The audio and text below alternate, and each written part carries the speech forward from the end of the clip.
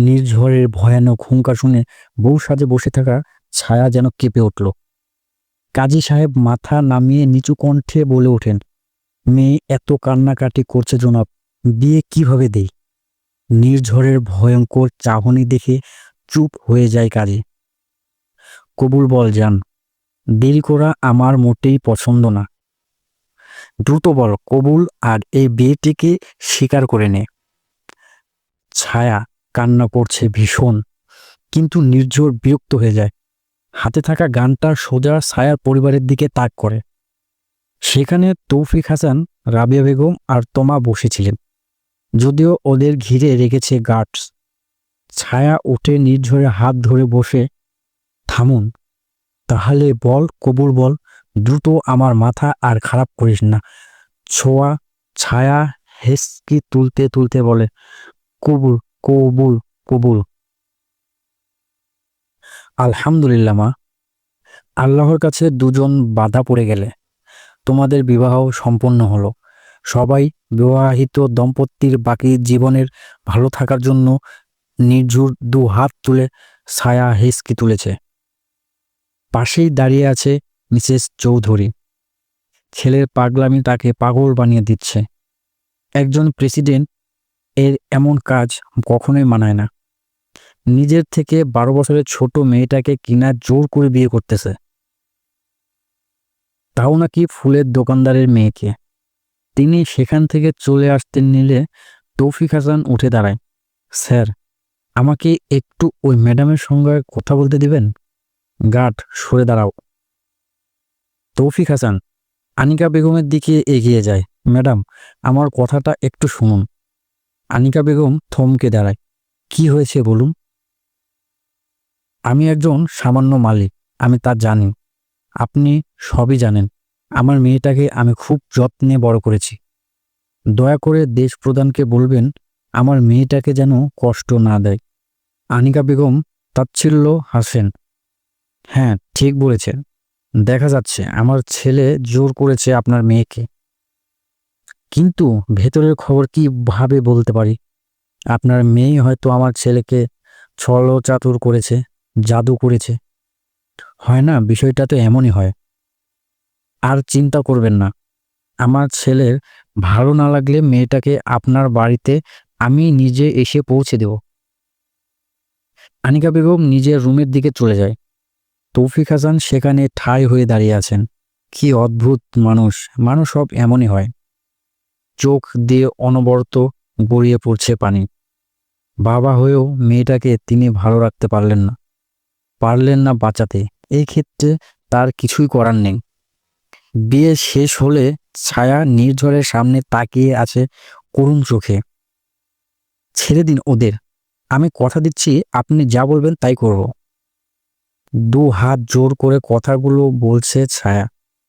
এভাবে যে আমার কাছে ওদের জন্য ভিক্ষা চাইছো, ঠিক এভাবে যদি আমাকে মেনে নিতে, তাহলে হয়তো পুরো পৃথিবী তোমার নামে করে দিতাম। ছায়া নির্ঝরের বুকে ঢুলে পড়ে। এত চিৎকার করেছে, এত বেশি কান্না করেছে, না খাওয়ার জন্য এখন ক্লান্ত অনুভব করতেছে। নির্ঝর ইশারা দেয় ছায়ার পরিবারকে ছেড়ে দেওয়া হয়। ছায়া একটু যাবে মায়ের কাছে, বাবার কাছে, কিন্তু পেছন থেকে নির্ঝর তার হাতটি ধরে রেখেছে। চোখের সামনে মা বাবাকে যেতে দেখে ভেঙে পড়ে ছায়া। মাটিতে বসে পড়তে গেলেই নির্ঝর চেপে ধরে ছায়াকে। জান, আজ আমাদের বাসর রাত, তুমি এখন আমার সঙ্গে চলো। পাঁচ কোলে তুলে ছায়াকে নিয়ে নিজের রুমে চলে যায়। লাল ফুল, লাল বাতি, মোমবাতি আর তার সৌরভের চারিদিকে মৌ মৌ করছে। সদ্য বউ হওয়া ছায়াকে বিছানায় বসিয়ে দেয় নির্ঝর। হেসকি তুলছে ছায়া। নির্ঝর ছায়ার সামনে হাঁটু গেড়ে বসে। কাঁদছো কেন? তুমি আমার বউ, এখন থেকে এটাই তোমার বাড়ি। ভুলে যাও নিজের বাড়ির কথা, এটাই তোমার সংসার। ছায়ার চোখ থেকে গড়িয়ে পড়া পানি পরিষ্কার করতে করতে নিঝুর কথাগুলো বলছিল। ছায়া কেঁপে কেঁপে উঠছে, অসহায় লাগছে তাকে। আমি বিয়ে করতাম না, আমি মা বাবার সঙ্গে থাকতে চাই। নির্ঝর ছায়ার গালে হাততে রেখে, এত ভয় কেন পাচ্ছ? কান্না থামিয়ে দাও। আমাদের বিয়ে হয়ে গেছে, আমি তোমার স্বামী আজ থেকে। ছায়া একটু দূরে সরে যেতেই গেল, নির্ঝরের নরম হাতটা শক্ত করে ছায়ার গলায় আটকে যায়। ছায়া সঙ্গে সঙ্গে নির্ঝরের হাত ধরে বসে। ব্যথায় চোখ বন্ধ করে ছায়া, আমাকে ছোঁয়াকে না বলার সাহস দেখাবে না প্রিয়তা। আমি তোমাকে ছোবো, আমার কাছে তোমার সব জায়গায় ছোঁয়ার অধিকার আছে।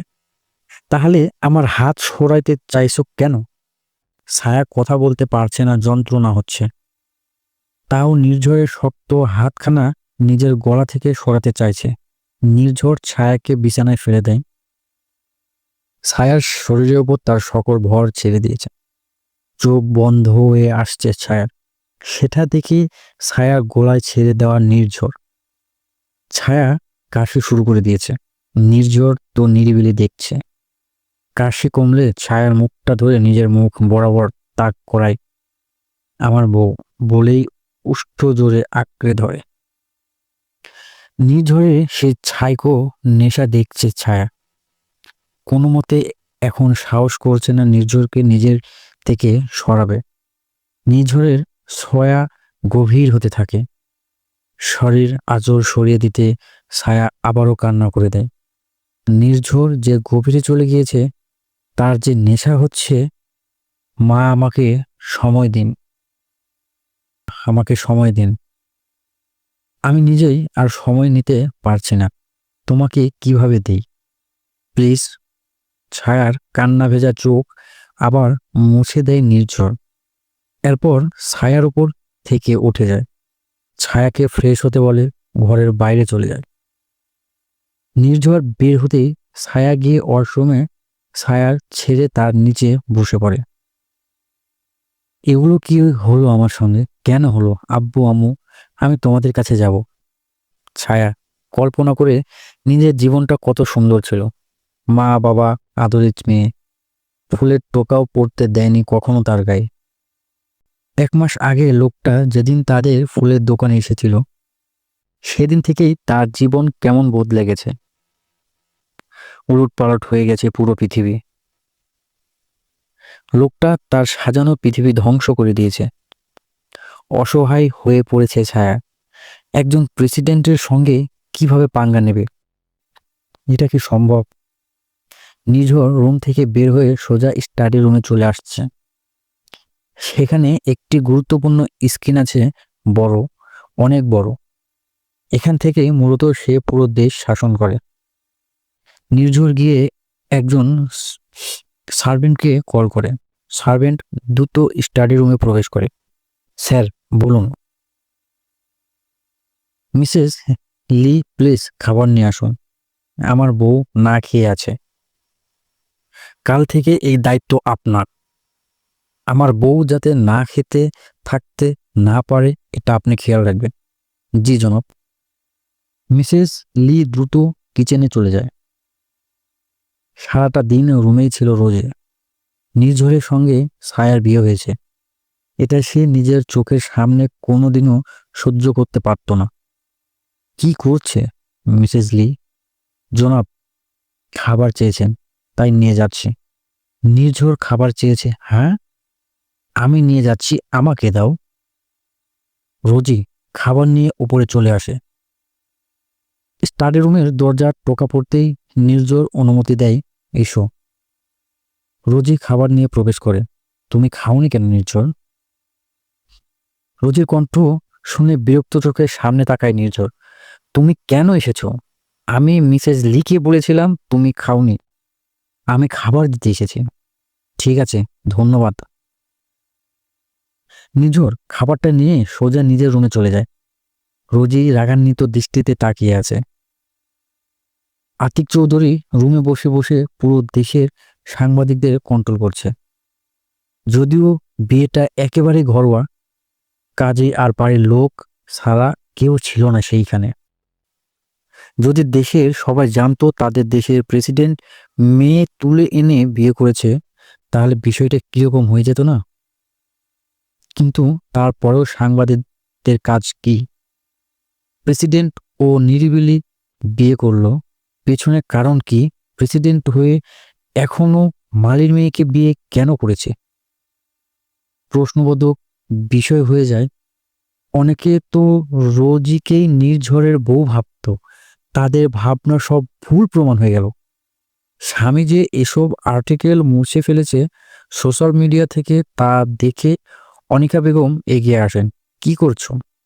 কি আর করব, তোমার ছেলের কর্ম ডাকছি। নির্ঝর বাড়াবাড়ি করলো না। করলে কি করবে? থামতে পেরেছো কি? ওই মেয়েটা কিছু একটা করেছে, মোটেই নয়। এসব কথা মাথা থেকে ঝেড়ে ফেলো। কথাটা বলে তিনি রুম থেকে বেরিয়ে গেলেন। আনিকা বেগম বিছানার পাশেই যেন বসে পড়েন। রুমে এসে নির্ঝর দেখে ছায়া এখনো ওয়াশরুমে আছে। নির্ঝর খাবার রেখে ওয়াশরুমের দরজায় টোকা দেয়। বের হয়ে এসে, ওয়াইফি খাবার নিয়ে এসেছে। ভেতর থেকে কোনো কথা আসছে না। বের হয়ে আসবে নাকি আমি ভেতরে যাব? ওয়াইফি। নির্ঝর ভেতরে আসলো, বিষয়টা ভালো হবে না। তাই ছায়া উঠে বেরিয়ে আসে।